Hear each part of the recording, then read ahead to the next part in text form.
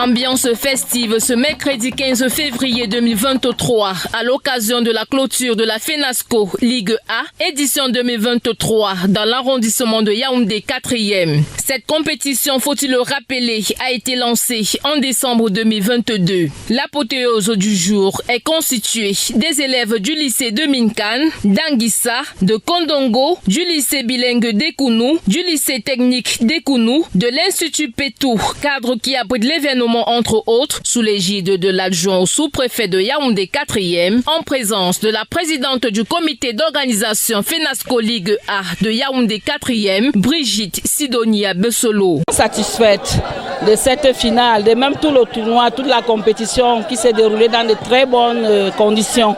J'ai été entourée par de bonnes personnes qui ont vraiment mon coordonnateur technique et ma secrétaire qui étaient sur le terrain tous les mercredis et tous les samedis. C'est ce qui a permis de donner cette belle fête que vous voyez là. Plusieurs activités meublent cette compétition. Tout d'abord, le lycée bilingue d'Ekounou qui croise le fer avec le lycée technique d'Ekounou. Score de la partie 2-1 en faveur du lycée technique d'Ekounou, vêtu de gris nuit sombre. Un score qui ne laisse personne indifférent. Occasion pour le chef des terres d'encourager la réussite de cette initiative et d'exhorter les chefs d'établissement et athlètes à la réussite totale dans Yaoundé 4e.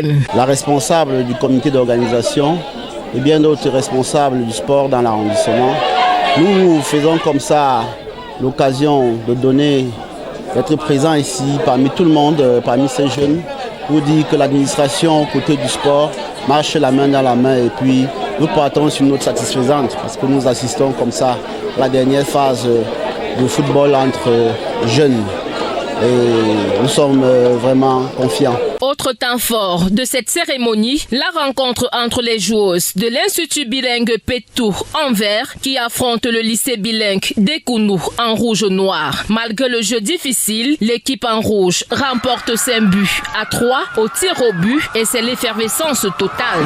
Leur dit merci déjà pour d'avoir participé à cette finale.